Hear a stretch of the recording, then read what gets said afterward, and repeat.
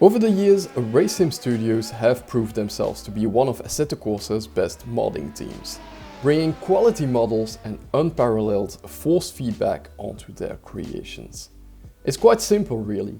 When you think Formula mods for Assetto Corsa, you undoubtedly think RaceSimStudios. But with them releasing a new model for every Formula 1 season of these past 5 years and the regulations barely changing, this year the question must be asked: do we really need this mod?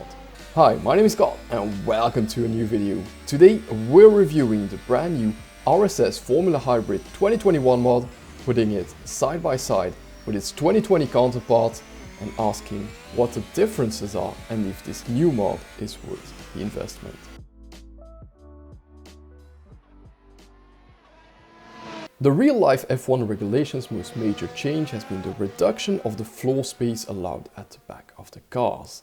This results in diminished downforce capabilities coming from the rear. RSS themselves claim that their model is therefore slightly slower in the corners and might gain a bit of top speed on the straights thanks to an all-new upgraded power unit.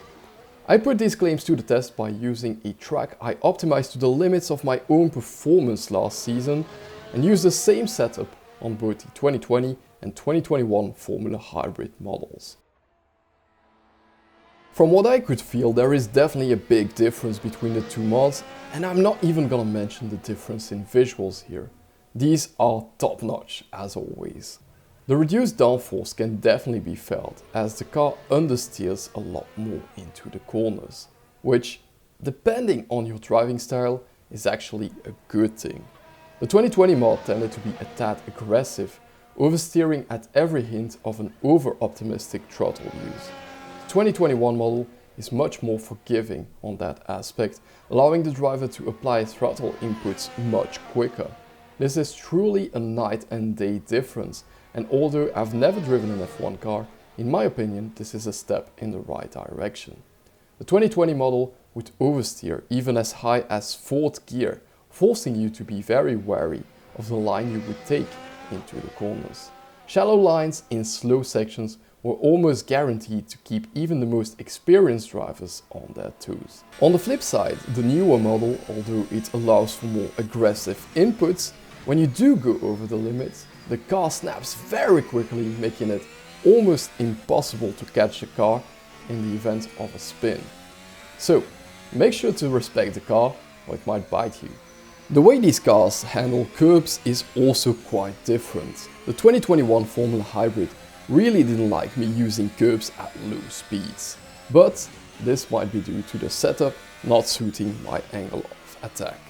On the other hand, it handles high-speed curbs use a lot better than the 2020 model.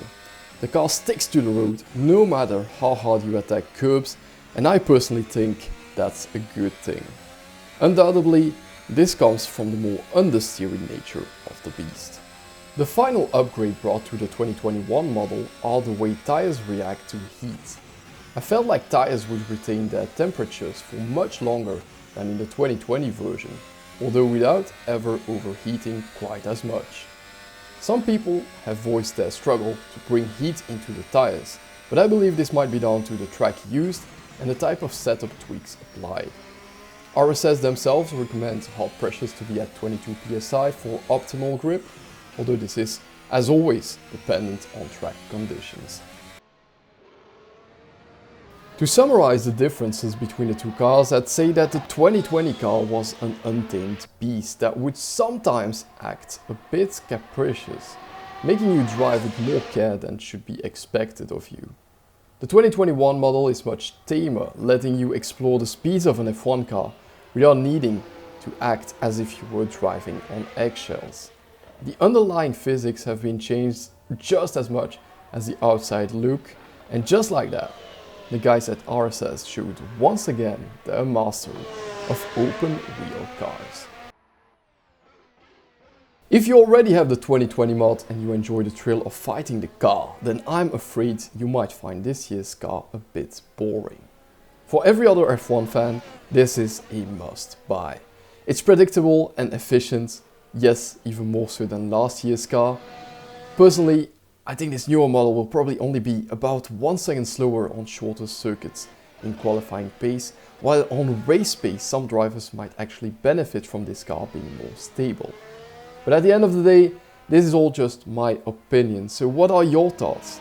Let me know in the comment section below, and I'll try and answer all your questions down there. Thank you guys so much for watching this video. I truly hope you enjoyed it. If you did, make sure to subscribe to the channel and put on the notifications to be notified of any future videos from me. You can also leave a like or a comment down below if you want to. I try to reply to any comments on every single one of my videos, or you can check out one of these recommended videos.